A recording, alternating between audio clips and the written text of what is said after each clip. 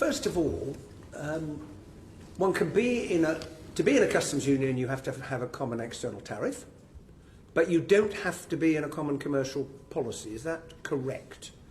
Give us an example of something like that. Mr. Henig.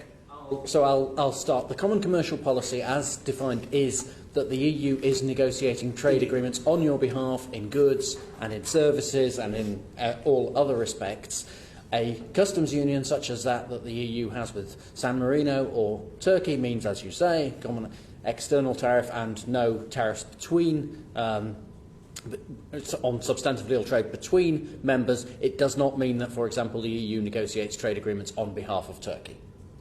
And what does that do to rules of origin if you're not part of a common commercial policy? Well, I mean, first of all, if you have a free trade agreement, of course there would be a problem with the rules of origin. But yes. The beauty of the customs union, you are getting rid of the rules of origin. And David is right, is that the European Commission is, negotiating trade agreements on behalf of the European Union. And normally Turkey is supposed to negotiate in a parallel manner with the European Union.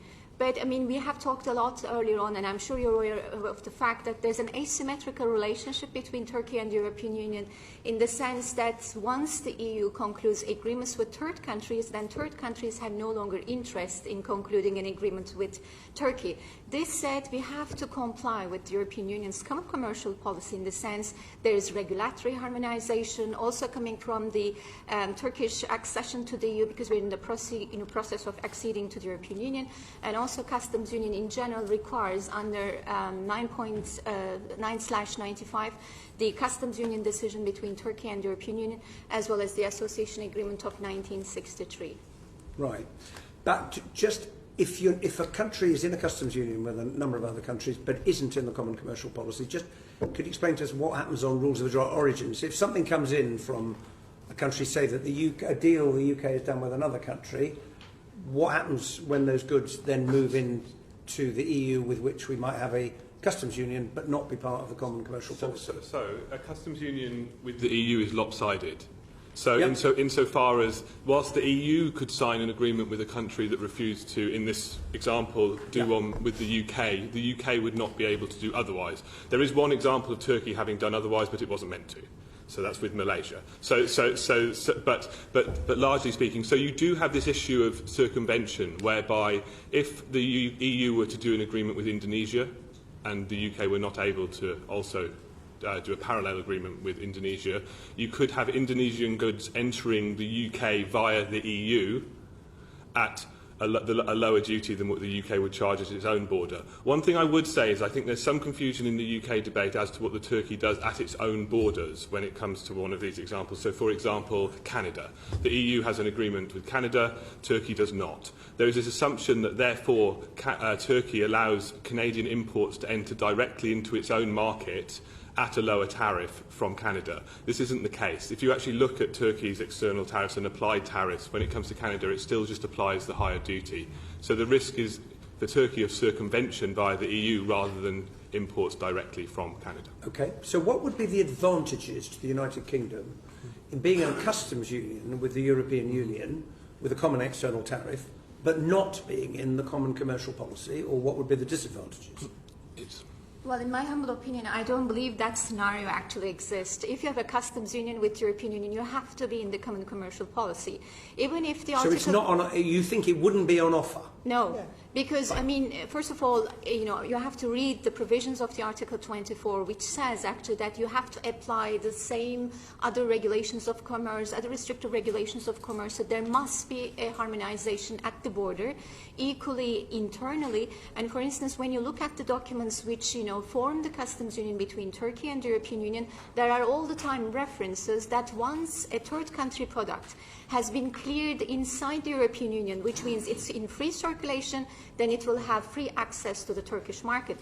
That's why actually during the TTIP negotiations there was an outrage, in Turkey, because there would be so much trade diversion, because we wouldn't have a trade agreement with the United States. So all of these products via European Union would have free access.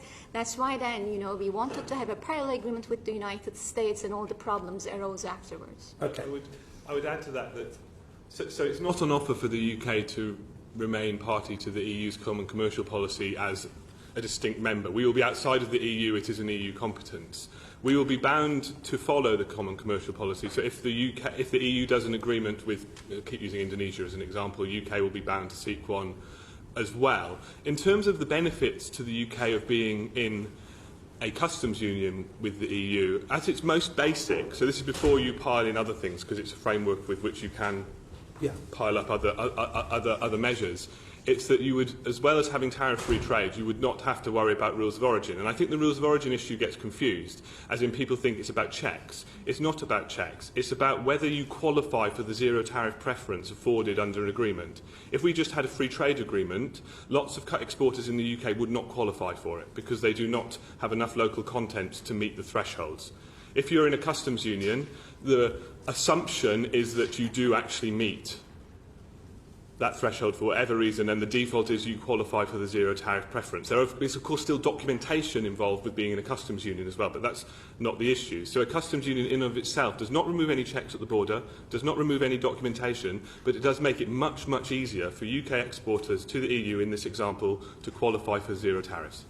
Dr. Henig, and then I'm going to ask you, Dr. Lee, about the disadvantages of being in a customs union. Mr. Henig. This is already sounding quite complicated listening to all of this, and I just wanted to try and because I'm finding it complicated. I think there's some important points that need to be made here. Number one is that a customs union is not some off-the-shelf thing that we just go and pick. Here's our customs union, it's going to be just like the one that Turkey has. Or it's going...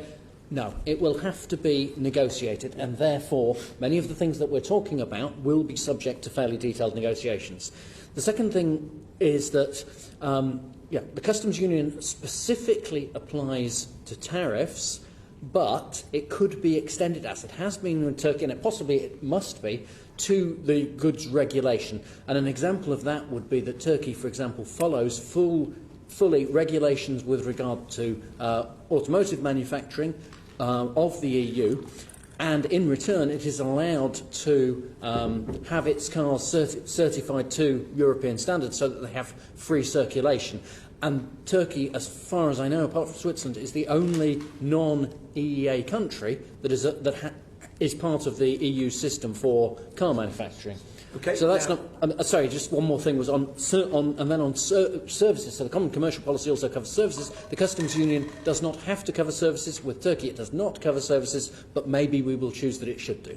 Okay. Now, Ms. Lee, the case against being in a customs union. I was going to say, I'm no expert on Turkey, let's be honest about this, but I've always regarded the customs union as absolutely intrinsic to the common commercial policy, which is the trade policy, which is actually the EU trading with the rest of the world, to put it in very simple terms. If we were in the EU's customs union, but not in the EU, I would actually regard that as the worst possible world. Because the EU could be negotiating trade deals, it could agree trade deals, which is very much in its interest without taking our interest into account. And of course that would mean that the third countries they were actually negotiating the trade deals with, they would have access to our markets through that particular trade deal, but we wouldn't necessarily have reciprocal trade open access to them. So you'd lose that sort of aspect.